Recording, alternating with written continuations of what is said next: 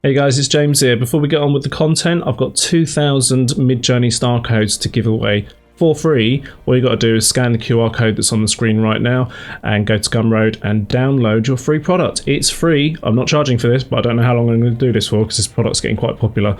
So for those who don't know, midjourney star codes have been around for about a year now with midjourney, and the way it works is you get a code. It's about between 1 and 10 digits long, something like that, and you write your prompt. For example, car. Let's say it's something simple. You put a space dash dash sref, then another space, and then the code that you find in this library, and that way you can achieve the same or similar art style that you see in the library.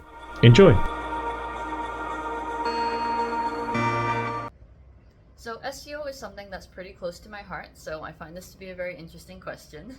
So some years back when generative AI first appeared, Google did say that they did not encourage people to use AI generated content. But obviously that was not going to last. Google themselves is using AI generated content such as their SGE appearing right on the front page of Google.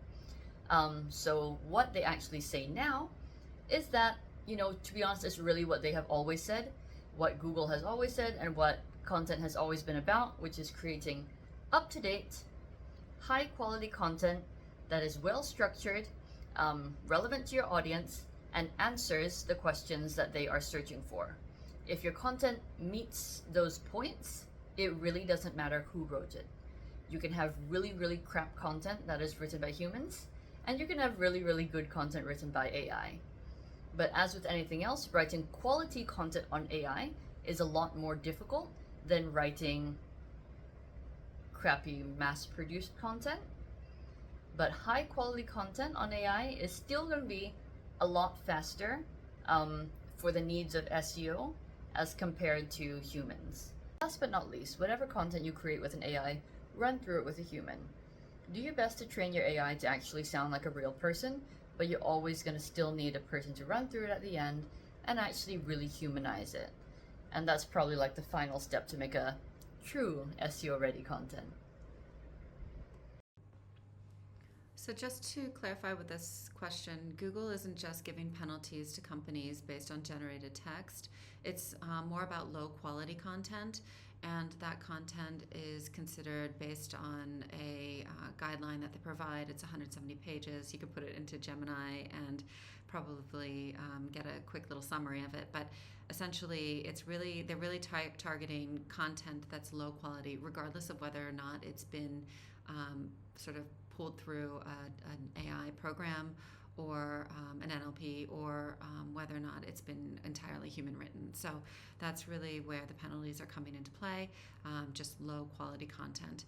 And then I think with ChatGPT and emails and blogs that it adds value massively. I think I've read a lot of blog posts and emails that you can sort of see that they have used an NLP to help bolster their content, but that it actually makes the content a lot richer and more valuable, and also gives it a bit of a human lens. Like, you don't want to just copy paste.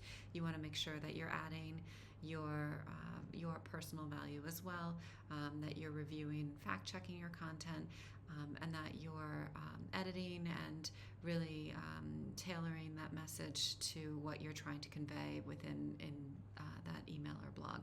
So I think ChatGPT, Perplexity, Gemini, whatever your NLP is your go-to, I do think that they add massive value.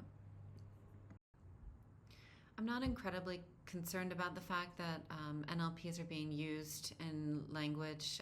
I'm not concerned about how I'm using them, because I am going in and fact checking, or I am going in and rewriting some of that language, or I'm taking a hard look at whether or not it's trying to convey the message that I want it to and the tone of voice that I want it to.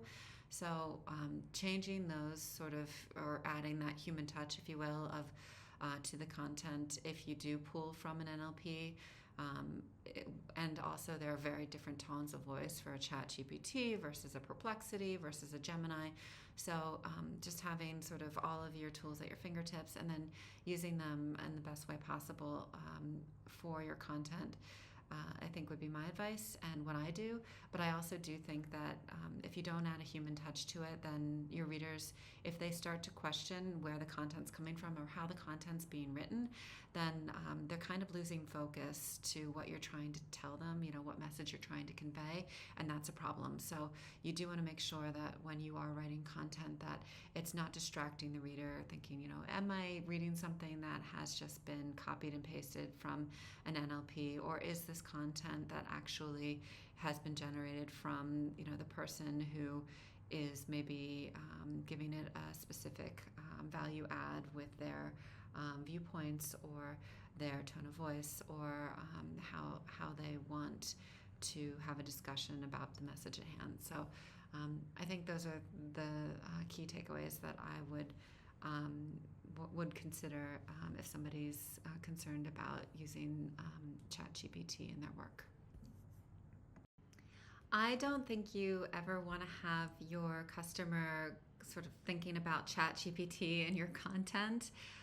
If it's obvious that you're using an NLP to help write your content, then they're probably second guessing the authenticity of the brand or of the posts that you're providing on social media. So I would recommend against any, of course, copy pasting, but to really take a close look at any content that is derivative and try and expand on it in a new and refreshing way that aligns with your brand, your values, the tone of voice of the marketing or product that you're trying to sell to your customers, because ultimately I think they'll realize pretty quickly if it's not authentic, if it's not coming from the brand itself, but coming out of maybe an AI that might not be as in tune or have as much information around the brand as